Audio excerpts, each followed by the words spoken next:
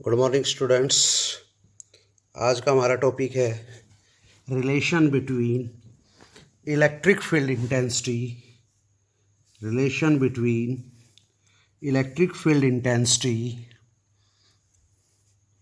And electric potential. आप जानते हैं इलेक्ट्रिक फील्ड इंटेंसिटी को ई से लिखा जाता है और इलेक्ट्रिक पोटेंशियल को वी से। इनके बीच का रिलेशन देखना है, ये हमारा टॉपिक है। ये मोस्ट इम्पोर्टेंट टॉपिक है और ये 2 मार्क्स क्वेश्चन है, याद रखिएगा। 2 मार्क्स क्वेश्चन है लेकिन मोस्ट इम्पॉर्टेंट है। तो चलिए हम देखते हैं relation between electric field intensity and electric potential. देखिए बेटा, हम इक्विपोटेंशियल सरफेस लेते हैं, ऐसे है, ये जो मेरा हाथ है ना, ऐसे समझिए, ये इक्विपोटेंशियल सरफेस है। तो हम इसका क्रॉस सेक्शनल व्यू देखते हैं। तो देखिए बेटा, ये एक इक्विपोटेंशियल सरफेस है, ये दूसरी इक्विपोटेंशियल सरफेस है, ये तीसरी इक्विपोटेंशियल सरफेस है। ऐसे ही मैंने इक्विपोटेंशियल सरफेस का एक सेट लिया है और उसका मैंने क्रॉस सेक्शन दिखाया है। जैसे ऐसे है ना ये, तो उसको ऐसे बीच में से दिखाया है कि भाई एक ये। तो ये क्या है, सेट ऑफ इक्विपोटेंशियल सरफेस का क्रॉस सेक्शन है। इनके बीच में जो पोटेंशियल डिफरेंस है ना बेटा, वो है डीवी। डीवी क्या है, पोटेंशियल डिफरेंस है। इक्विपोटेंशियल सरफेस जो है उनके बीच में जो पोटेंशियल डिफरेंस है यहाँ पे, वो कितना है, डीवी है। और बेटा ये मैं कोई पॉइंट ले रहा हूँ P, और इस P पे जो इलेक्ट्रिक फील्ड इंटेंसिटी है ना, वो इलेक्ट्रिक फील्ड इंटेंसिटी बेटा ये है E। और बेटा आप जानते हैं कि electric field intensity equipotential surface की क्या होती है, परपेंडिकुलर होती है, नॉर्मल होती है। ओके, चलो बेटा, P पॉइंट के ऊपर मैं कोई चार्ज ले लेता हूँ +Q। ये +Q कोई चार्ज है जो मैंने P पॉइंट पे ले लिया है, और इस चार्ज को हम मूव कराएंगे इधर कितनी दूरी तक, dr डिस्टेंस तक। ओके बेटा, कितनी दूरी तक कराएंगे, dr डिस्टेंस तक। तो बेटा जरा समझे 1 मिनट के लिए। देखो, ये इक्विपोटेंशियल सरफेस हैं और इनके बीच का जो पोटेंशियल डिफरेंस है वो dv है। इलेक्ट्रिक फील्ड इंटेंसिटी किसी भी पॉइंट पे देखोगे, इलेक्ट्रिक फील्ड इंटेंसिटी किसी भी पॉइंट पे देखोगे इक्विपोटेंशियल सरफेस के, तो वो क्या होती है, परपेंडिकुलर होती है। जैसे पीछे वाले आर्टिकल में हम देख चुके हैं ना, E परपेंडिकुलर टू DL, यानी इलेक्ट्रिक फील्ड इंटेंसिटी सदा ही नॉर्मल होती है इक्विपोटेंशियल सरफेस के। तो ये एक इक्विपोटेंशियल सरफेस है और जब मैंने इसके यहाँ पे देखा तो इसके नॉर्मल जाएगी इलेक्ट्रिक फील्ड इंटेंसिटी। अच्छा, इलेक्ट्रिक फील्ड इंटेंसिटी की डायरेक्शन में जाओगे तो पोटेंशियल डिक्रीज होता है। तो इसका मतलब इसका पोटेंशियल ज़्यादा है और इसका कम है, और उनका अंतर कितना है, dV है। कितना है बेटा, dV है। पोटेंशियल डिफरेंस का जो अंतर है, सॉरी, जो पोटेंशियल डिफरेंस है वो dV है। अब बेटा जरा ध्यान से सुने, +Q चार्ज P पॉइंट पे था, उसको हमने मूव कराया dr डिस्टेंस। कितनी दूरी तक, dr डिस्टेंस तक हमने उसको मूव कराया। लेट ये एंगल थीटा है। तो बेटा work done by electric field on that test charge, मैं ये देखना चाह रहा हूं। क्या देखूंगा मैं, work done by electric field on the test charge, on the test charge. ठीक है बेटा, work done by electric field on the test charge. तो ये वर्क डन कितना बनेगा बेटा, देखो वर्क डन निकालने एक तरीका ये होता है, चार्ज इनटू पोटेंशियल डिफरेंस। तो बेटा देखो, चार्ज कितना है यहाँ पे एक +Q चार्ज है, उसको जाना कहाँ है, यहाँ पे। तो चार्ज कितना है यहाँ पे, Q, और यहाँ से जाएगा तो पोटेंशियल डिफरेंस कितना है इसके और उसके बीच में, dV। लेकिन चूंकि ये डिक्रीजिंग पोटेंशियल डिफरेंस है उस डायरेक्शन में, इसलिए माइनस। तो जो वर्क डन होगा ना, इस +Q चार्ज को यहाँ से यहाँ जाने में जो वर्क डन होगा, किसके द्वारा, बाई इलेक्ट्रिक फील्ड के द्वारा जो वर्क डन होगा, यानी इलेक्ट्रिक फील्ड इस टेस्ट चार्ज पे जो वर्क डन करेगा वो कितना होगा बेटा, माइनस क्यू डी वी। यहां नेगेटिव साइन बेटा ये शो कर रहा है कि पोटेंशियल जो है वो इलेक्ट्रिक फील्ड की डायरेक्शन में क्या कर रहा है, डिक्रीज कर रहा है, उधर डिक्रीज कर रहा है।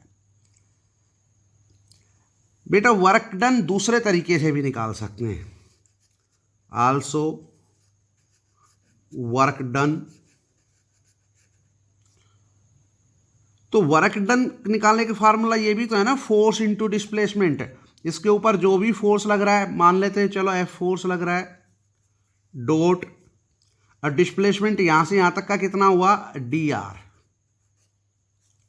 तो वर्क डन बेटा ऐसे भी तो निकलेगा। अब इस चार्ज यहाँ पे प्लस क्यू चार्ज है, तो इसके ऊपर फोर्स कितना होगा, देखिए इस पॉइंट पे इलेक्ट्रिक फील्ड इंटेंसिटी कितनी है, ई, वो हम जानते हैं। चार्ज कितना है, प्लस क्यू, तो यहाँ पे बेटा जो फोर्स होगा ना, वो फोर्स होगा क्यू ई।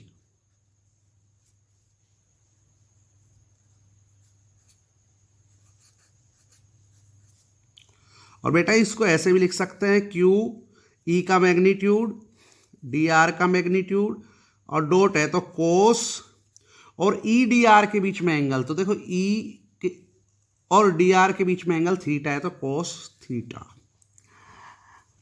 अब बेटा यहां से यहां पर जाने का, इस इक्विपोटेंशियल सरफेस से इस इक्विपोटेंशियल सरफेस पर जाने चार्ज जब जाता है, प्लस क्यू चार्ज जब इस पॉइंट से यहां पर जाता है, तो एक बार तो वर्क डन बेटा ये आता है देखो, और दूसरी बार बेटा वर्क डन आता है ये। तो दोनों वर्क डन क्या होना चाहिए बेटा, बराबर होना चाहिए, है ना। From equation first and second, इसको फर्स्ट इक्वेशन मान लेते हैं, इसको सेकंड, तो क्या हो जाएगा, ये हो जाएगा minus q d v equal to q e d r cos theta. अब बेटा क्यू से तो क्यू कट जाएगा, और माइनस डी वी, ये डी आर नीचे ले आते हैं, डी आर, तो बराबर में कितना बचेगा, ई कोस थीटा। कितना बचा, ई कोस थीटा, यानी ई कोस थीटा के बराबर है minus d v upon d r. बेटा ई कोस थीटा क्या है, अब ये देख लेते हैं। नाउ ई कोस थीटा क्या है, ये कंपोनेंट है, इज द कंपोनेंट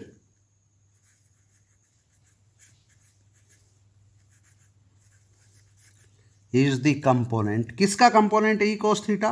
देखो ये इलेक्ट्रिक फील्ड इंटेंसिटी है, ये थीटा एंगल है, तो इस इलेक्ट्रिक फील्ड इंटेंसिटी का कंपोनेंट डी आर की डायरेक्शन में देखेंगे तो कितना आएगा, ई कोस थीटा। तो E cos theta is the component of electric field intensity in the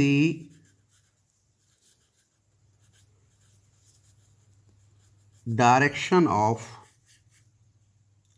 D r. ये डी आर की डायरेक्शन में ई इलेक्ट्रिक फील्ड इंटेंसिटी का कंपोनेंट है।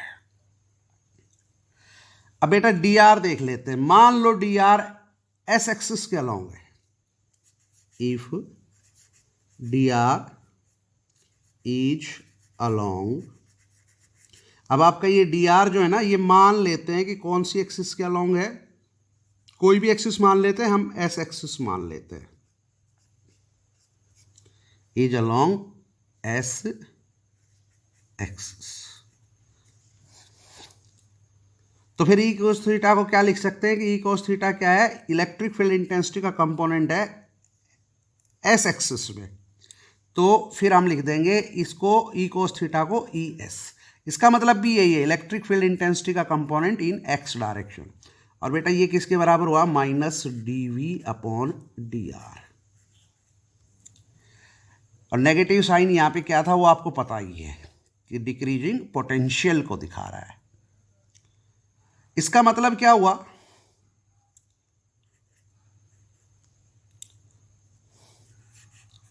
It implies that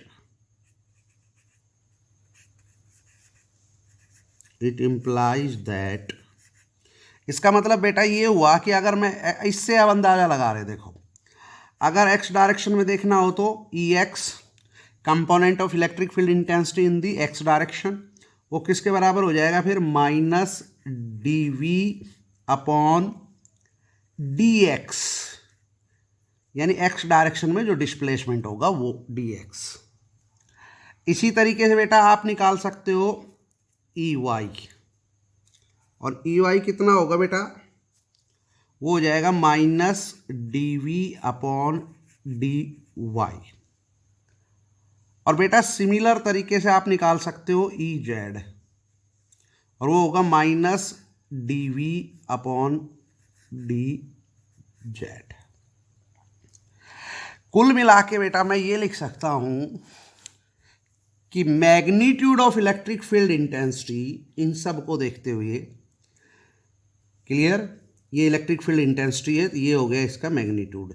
magnitude of electric field intensity is given by change in magnitude of a potential.